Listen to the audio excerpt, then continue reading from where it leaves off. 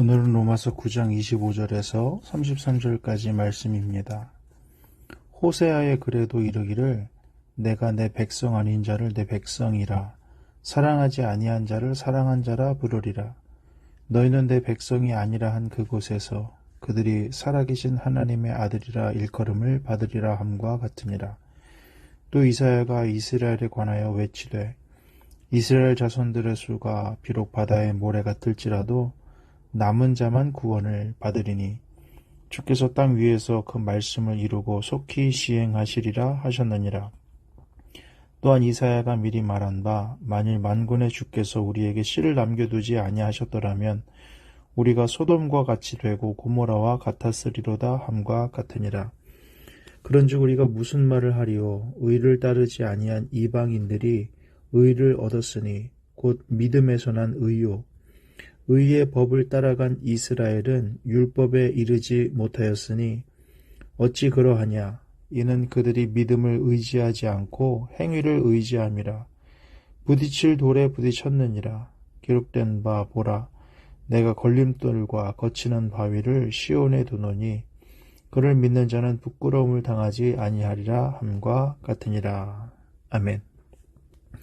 로마서 9장 말씀 계속적으로 행위가 아닌 믿음으로 하나님의 은혜로 구원을 받는다. 이런 내용을 계속 설명해 주고 있습니다. 호세아의 글에도 이르기를 내가 내 백성 아닌 자를 내 백성이라 사랑하지 아니하는 자를 사랑한 자라 부르리라.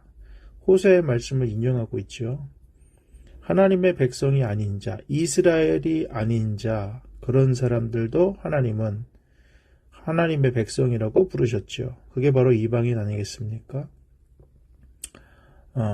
26절에 너희는 내 백성이 아니라 한 그곳에서 그들이 살아계신 하나님의 아들이라 일컬음을 받으리라 함과 같으니라. 하나님의 백성이 아니라 한 그 이방 땅에서도 하나님의 아들이라 일컬음을 받는 그런 은혜가 있다는 것입니다. 그러므로 하나님의 은혜로운 부르심이 혈통이나 자격이 아닌 하나님의 주권적 뜻에 따라서 이루어진다라는 설명을 하고 있습니다. 그러므로 우리에게 스스로 물어볼 것이 있는데 나는 과연 이 하나님의 놀라운 부르심을 경험했는가라는 것이죠. 하나님의 부르심을 경험한 사람과 경험하지 않은 사람은 삶이 달라질 수밖에 없다는 것입니다. 또한 하나님의 부르심을 경험했을 때 나 자신의 정체성이 하나님의 아들이라는 그런 정체성으로 세워지더라 하는 것입니다. 자녀인 정체성을 가진 사람과 아닌 사람은 차이가 있죠. 주일 설교 때 사도 바울의 정체성은 어디 있다고 했습니까? 나는 종이다. 나는 그리스도의 종이다. 그는 사도도 물론 참 귀한 직분이었습니다만 사도와 또 복음 전하는 것에 앞서서 그에게 가장 큰 정체성은 로마서 1장 1절에 그리스도 예수의 종 나 바울은 이렇게 시작하잖아요. 가장 먼저 나온 거, 가장 중요하게 생각하는 거, 나는 그리스도의 종이다. 이게 바울의 정체성이었다고 했습니다. 우리에게 필요한 정체성 중에 하나는 또 무엇일까요? 나는 하나님의 자녀다. 나는 하나님이 이방인임에도 불구하고 부르셨고 자녀 삼아주셨다. 하나님을 아버지라고 부를 수 있는 예수님께서 아버지라 부르느니라 라고 말씀하셨지 않습니까? 하나님을 아빠라고 아버지라고 아버지는 격이 있는 표현이고 아빠는 뭐예요? 어린 자녀가 자기 아버지에게 매달리면서 하는 말이 아빠 아닙니까? 아빠. 우리는 그런 정체성을 가지고 있는가? 그분이 내 아빠야. 이게 굉장히 중요한 우리 신앙의 모습을 만들어냅니다. 27절 이하는 이사야의 말씀을 인용합니다. 이스라엘 자손의 수가 비록 바다의 모래 같을지라도 남은 자만 구원을 받는다. 남은 자만 구원받는다. 이 남은 자 사상이 이사야에서 굉장히 중요하거든요. 남은 자, 그루터기, 그리고 또 어떻게 된답니까? 29절에 씨를 남겨두지 아니하셨더라면 우리가 소돔같이 되고 고모라같이 되었을 것이다. 그러니까 하나님의 택하심 받은 이스라엘 백성이라 할지라도 남은 자가 있다는 거예요. 그리고 씨가 있다는 것입니다. 그러니까는 하나님의 심판과 하나님의 징계가 택하심 받은 백성이라고 지나가지 않는다는 거예요. 지나치지 않는 이 하나님의 징계, 아무리 하나님의 자녀라 할지라도 하나님은 징계가 없으면 사생자라 하시지 않습니까? 그런 것들을 생각해 볼 때 우리가 받은 구원을 가지고 확신을 가지고 살아야 하지만은 하나님께서는 언제라도 징계하실 수 있는 하나님이라는 것을 우리는 또 기억해야 하는 것입니다.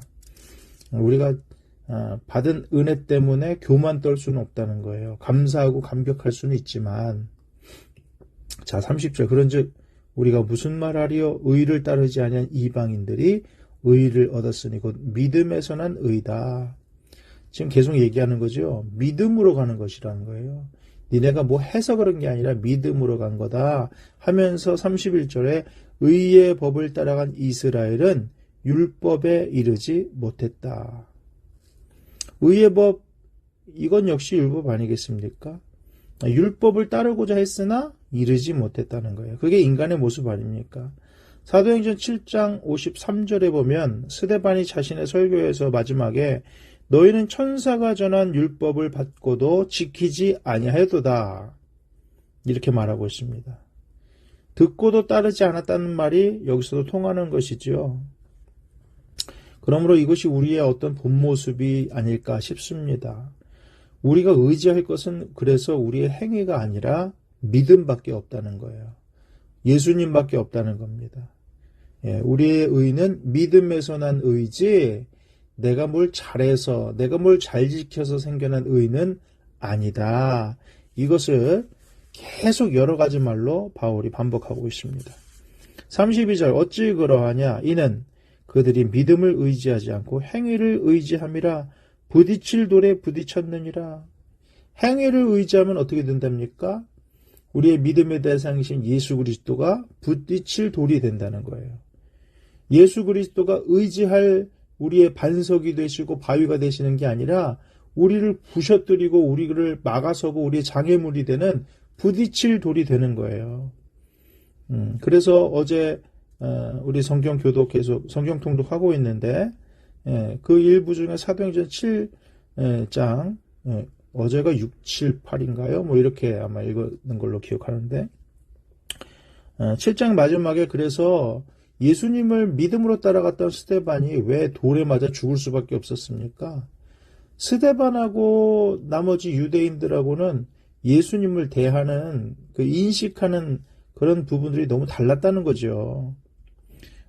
부딪힐 돌로 생각했다는 겁니다. 예수님을. 그래서 그 편인 스데반을 죽일 수밖에 없었던 것이죠. 33절 기록된 바 보라 내가 걸림돌과 거치는 바위를 시온에 두노니 그를 믿는 자는 부끄러움을 당하지 아니하리라 함과 같다.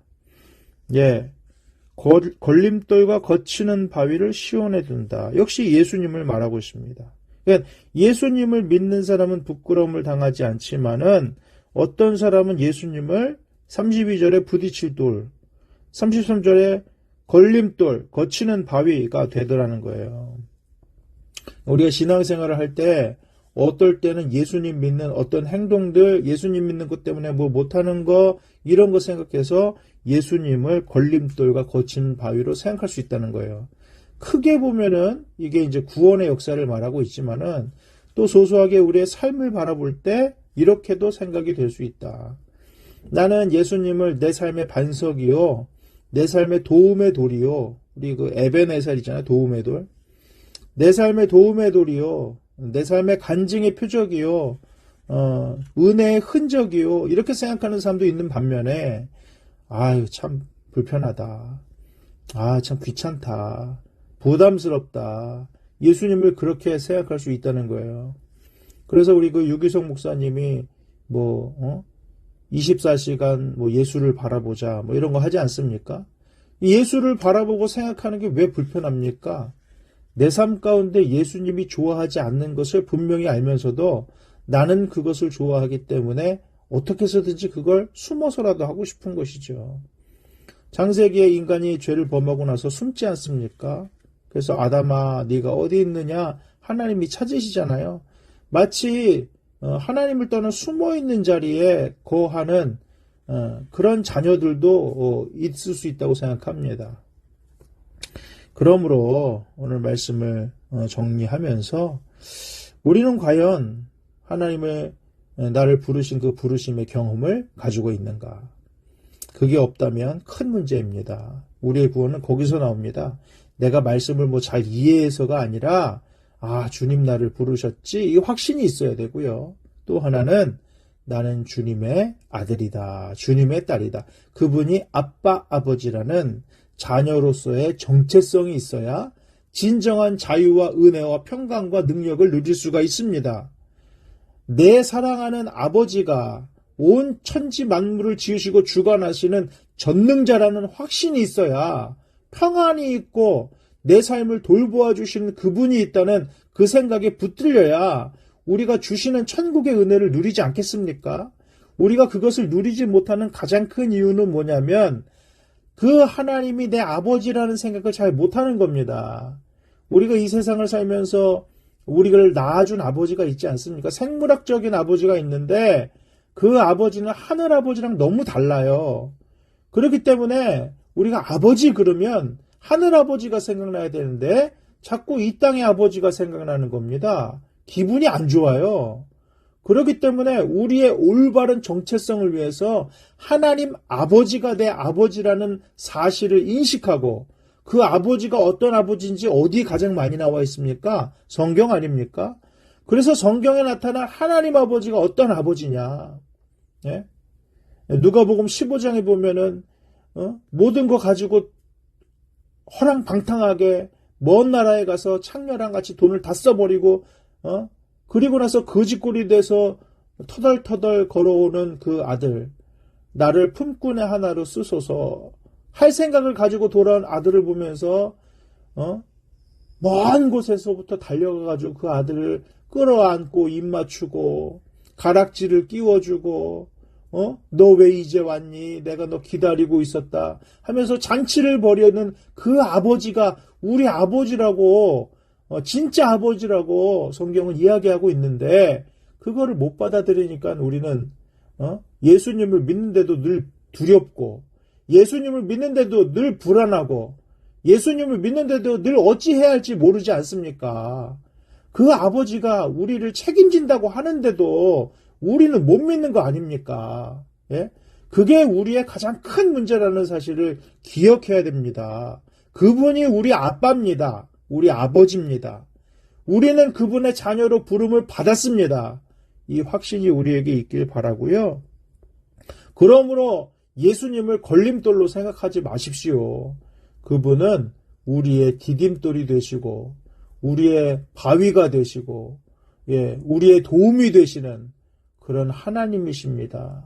그 하나님에 대한 올바른 인식이 저와 여러분의 삶에 조금씩이라도 날마다 더 생성되고 더 믿어지고 더 확신이 되어서 행위가 아닌 믿음으로 예수님의 자녀가 되고 예수님의 은혜를 누리고 우리가 어떻게 받은 말씀대로 살 수 있습니까? 그걸로 우리는 구원도 안 되고요. 그럴 능력도 없습니다. 오직 예수님의 능력에 붙들려 살아가기를 기대할 뿐 아니겠습니까? 믿음에 의해 오늘도 승리하리라 결단하는 저와 여러분 되시기를 주님의 이름으로 축복합니다. 아멘.